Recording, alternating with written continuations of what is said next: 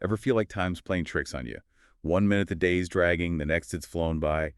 Well, get ready to really question time, because today we're tackling time dilation. And not just the physics, though. We'll get there. You've given us these articles. Hindu thought on time, centuries old. Yeah, it's wild how often ancient wisdom kind of predicted what science is finding now. Time is like the perfect example. We think it's rigid, unchanging, but Not even close, right? Like, we experience TikTok, but something way more complex is going on. So before we get all mystical, let's do the science part. What is time dilation, really? okay. So imagine time's like a river, right? Sometimes it flows steady, other times it's speeding up, slowing down based on the landscape. In physics, that landscape is gravity and speed.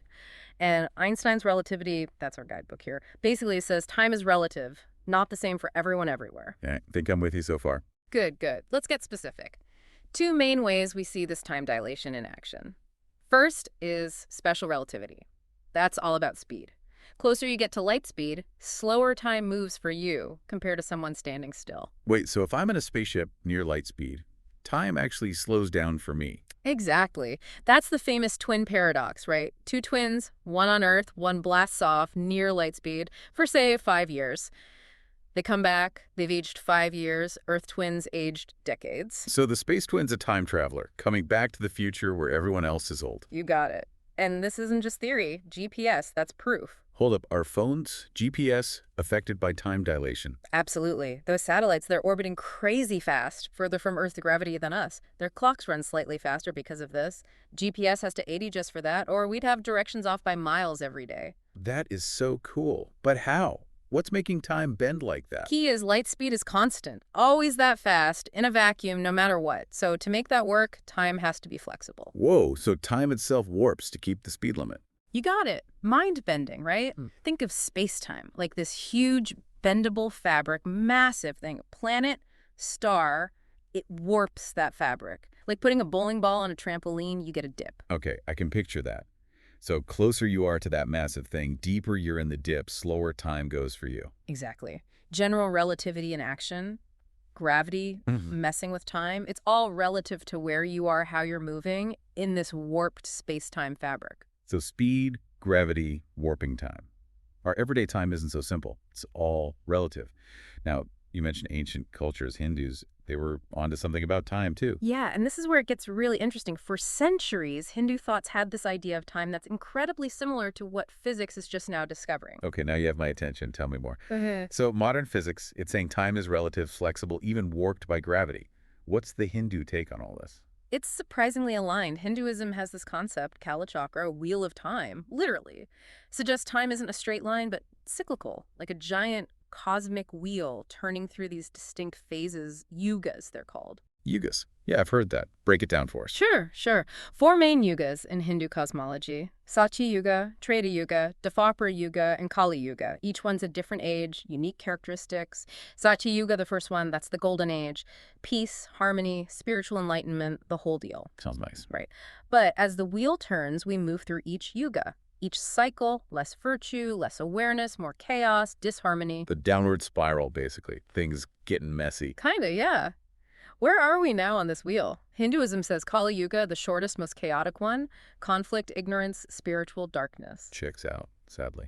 But it's a cycle, right? So even after this chaos, it swings back to harmony, new Satya Yuga. Exactly. That's the Kala Chakra's beauty. Not a finite line, but this endless cycle. Creation, preservation, destruction, constant ebb and flow, cosmic dance of order and chaos. Wow, our linear view seems so limited compared to that. And speaking of limited, gotta talk about Maya. We said it before, that illusion of the material world clouding our perception. Hinduism suggests, just like our senses get tricked by Maya, our experience of time itself could be an illusion too, or at least a very limited view of something much bigger. Okay, so cyclical time, yugas, A&D. On top of that, our perception of it could be warped, like those GPS satellites. Makes you wonder what LSE we're misinterpreting about reality. Are there, like, stories in the Hindu scriptures showing this in action? Oh, absolutely. There's this sage, Narada, visits Brahma, the creator god. Goes to Brahma's realm, short visit for him. Turns out to be centuries back on Earth. Narada returns, everyone he knew is gone, lost to time. Like a twin paradox, but instead of a spaceship, it's a different realm where time flows differently. Amazing parallel, right? Makes you think, were these ancient myths hinting at something profound about time and reality all along? Another thing, how they describe divas, these celestial beings. Different realm, crazy long lifespans. Their single day could be hundreds of our years. So divas, are they like living where time flows differently, near a black hole, like we were saying? Now that's a question. No concrete answers yet, but these connections between ancient wisdom and modern science really make you think. No kidding. Yeah. Our understanding of time is evolving, and clearly there's more to find out. We've gone deep, haven't we?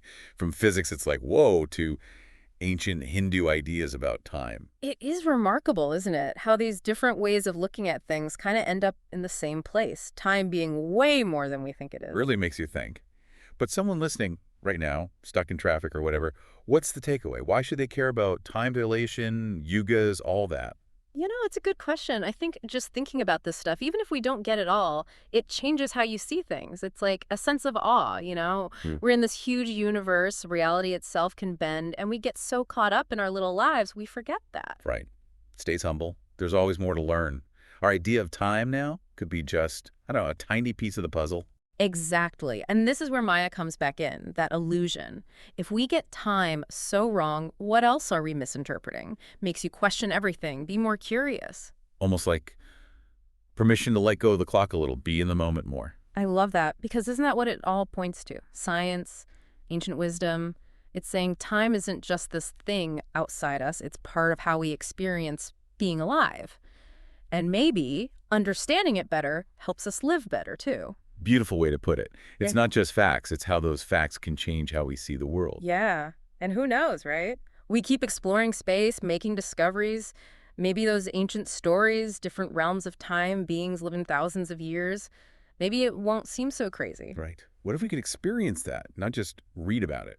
Incredible thought. It really is. What else is out there waiting to be found, both inside us and out there in the universe?